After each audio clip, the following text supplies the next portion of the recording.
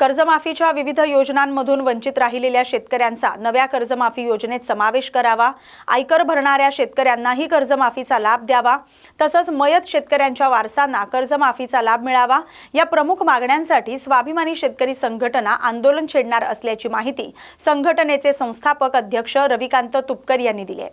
याशिवाय नियमितपणे कर्जफेड करणाऱ्या शेतकऱ्यांना 2 लाख रुपयांचं प्रोत्साहनपर अनुदान द्यावं अशीही त्यांनी मागणी केली। या सर्व मागण्यांसाठी आमचा लढा सुरू राहील। सरकारच्या बुडाखाली आग लागल्याशिवाय आम्ही शांत बसणार नाही। शेतकऱ्यांना न्याय मिळवून देण्यासाठी आमचे प्रयत्न सुरूच राहतील।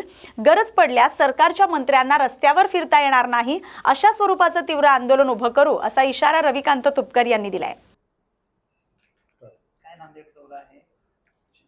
गेल्या आठवडाभरापासून मी महाराष्ट्राच्या दौऱ्यावर आहे आणि राज्याचा हा सगळा दौरा करत असताना विदर्भातले काही जिल्हे, पश्चिम महाराष्ट्र, सांगली, कोल्हापूर, सातारा, पुणे, त्यानंतर काल सोलापूर, लातूर आणि आज नांदेडच्या दौऱ्यावर मी आहे। उद्या हिंगोलीच्या दौऱ्यावर आहे।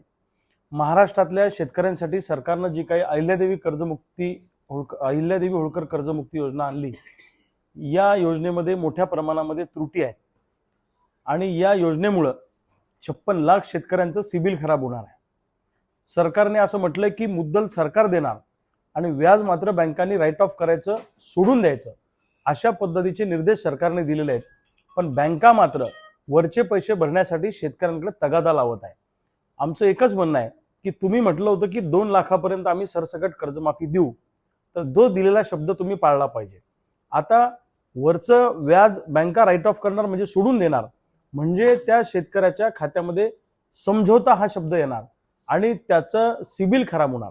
म्हणजे त्या शेतकऱ्याला एज्युकेशन लोन घेता येणार नाही, त्याला व्यापारी लोन घेता येणार नाही, पीक कर्जाशिवाय त्या शेतकऱ्याला कोणत्याही प्रकारचं लोन घेता येणार नाही। मग तुम्हाला कर्जमाफी करायची होती का शेतकऱ्यांचं सिबिल खराब करून शेतकऱ्यांचं मार्केटमधलं क्रेडिट संपून टाकायचं होतं, शेतकऱ्यांची पत संपून टाकायची होती? छुपा अजेंडा सरकारने याच्या पाठीमागे केलेला आहे। 16 लाख कोटींचं केंद्र सरकारने उद्योगपतींचं कर्ज माफ केलं, तेव्हा हा निकष का नाही लावला? आता शेतकऱ्यांसाठी हा निकष का लावला? आणि शेतकऱ्यांना पैसे द्यायचे असले तर तुम्ही तिजोरीत पैसा नाही असं म्हणता, तिजोरीत खणखणाट आहे असं म्हणता। मग तिजोरीत खणखणाट आहे तर पुढचे 4 वर्ष 3 वर्ष एकाही आमदारांनी पगार घेऊ नये, त्यांनी सरकारी कुठलाही खर्च त्याच्यावर आमदारांवर करू नका, मंत्र्यांवर करू नका। कशाला खर्च करता? माजी आमदारांचे पगार थांबवा ना काही काळ, कलेक्टर आणि सचिवांचे पगार थांबवा काही काळ, अर्ध्या पगारावर आणा, 25% पगारावर आणा सुपर क्लास 1 अधिकाऱ्यांना। चाललंय काय? म्हणजे तिजोरीत पैसा नाही म्हणून शेतकऱ्याला कर्जमाफी द्यायची नाही, मग 1 लाख कोटीचा शक्तीपीठ महामार्ग करण्यासाठी तुमच्याकडे पैसा आला कुठून? हाही खऱ्या अर्थानं प्रश्न आहे। कोणी शक्तीपीठ महामार्ग मागितला होता? मोर्चा निघाला होता का? कोणी मागणी केली होती? कोणी उपोषणाला बसलं होतं? अरे जे शेतकऱ्यांनी मागितलंय ते तुम्ही द्यायला तयार नाही आणि बळजबरी शक्तीपीठ महामार्ग आमच्या मस्तकी मारताय। शक्तीपीठ महामार्गाच्या माध्यमातून 1 लाख कोटीचा तो शक्तीपीठ महामार्ग आहे, तो होईपर्यंत तो 1.5 लाख 2 लाख कोटीपर्यंत जाईल। त्याच्यात 50% रकमेवर डल्ला हाणायचा आणि ती रक्कम लोकसभेच्या निवडणुकीमध्ये निधी म्हणून वापरायची, पैसे वाटायचे, असा याच्या पाठीमागचा अजेंडा आहे सरकारमधल्या लोकांचा। हे प्रोजेक्ट काय सामान्य लोकांच्या भल्यासाठी थोडीच असतात।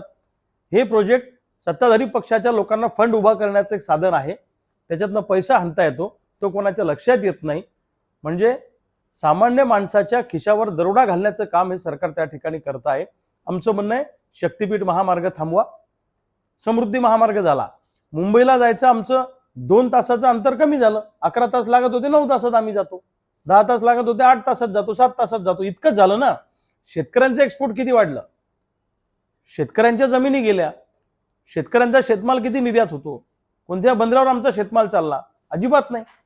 एका बाजूला सोयाबीनमध्ये लुटायचं, कापसात लुटायचं, बोगस बियाणं मार्केटमध्ये आणायचं।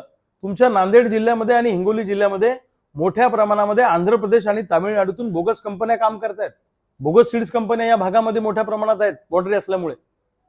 आणि पीजीआर नावाचा जो ॲटम आहे, प्लांट ग्रोथ रेग्युलेटर, म्हणजे पिकाच्या वाढीसाठी जे जैविक टॉनिक असतं त्यात पाणी विकलं जातं।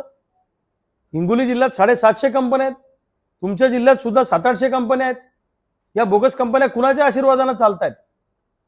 या सीड्स कंपन्यांकडून आणि या पेस्टिसाइड कंपन्याकडून मोठ्या प्रमाणामध्ये फंड घेतला जातो, हप्ते घेतल्या जातात आणि शेकडो कोटींची उलाढाल कृषी खात्यामार्फत केली जाते आणि यांना अभय दिल्या जातं.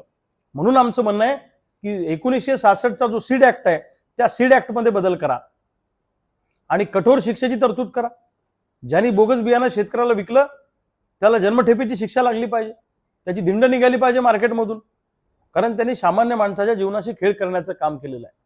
हे सगळं चाललं कसं? एका सिनेमातला डायलॉग आहे, जर पोलिसांनी ठरवलं तर मंदिरासमोरची चप्पल पण चोरीला जाऊ शकत नाही, सरकारने ठरवलं तर बोगस बियाणाचा एकही दाना मार्केटमध्ये येऊ शकत नाही. पण सरकारचं या कंपन्यांना अभय आहे, सरकारमधल्या लोकांचा अभय आहे.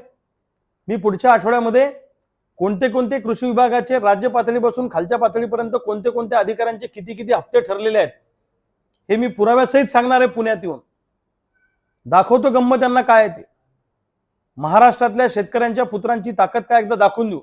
जसं दिल्लीमध्ये आमच्या जेनझीनी विद्यार्थ्यांनी हिटलरशाही करणाऱ्या केंद्र सरकारला झुकवलं, रोज रात्री 1:30-2 वाजता यांना व्हिडिओ करावे लागतात, तसं शेतकरी पुत्रांची ताकद काय असते हे आम्ही यांना दाखवून देऊ.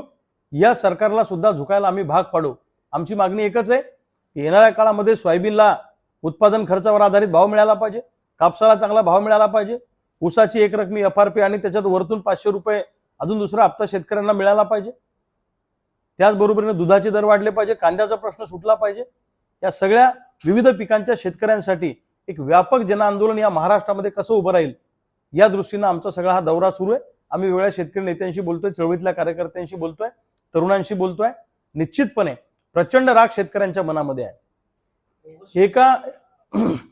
एका विद्यार्थिनीने, अतिशय छोट्या विद्यार्थिनीने मोदींना शिव्या घातल्या, तर मोदींनी रात्री 2 वाजता व्हिडिओ केला. आपण सगळ्यात जास्त शिव्या केंद्र सरकारला आणि राज्य सरकारला तर शेतकरी घालतायत, फक्त शेतकऱ्यांकडे सोशल मीडिया नसल्यामुळे ते तुमच्यापर्यंत पोहोचत नाही. शेतकऱ्याच्या बायका सगळ्यात जास्त शिव्या घालतात यांना. यांच्यापर्यंत जर तुम्ही कॅमेरा घेऊन गेले तुमचे मीडियाचे तर सगळ्यात जास्त घाणेरड्या शिव्या यांना पडतील. त्या शिव्यांचं आम्ही समर्थन करत नाही. पण महाराष्ट्रातला शेतकरी आत्महत्येच्या उंबरठ्यावर आहे, अडचणीत आहे, किंबहुना रोज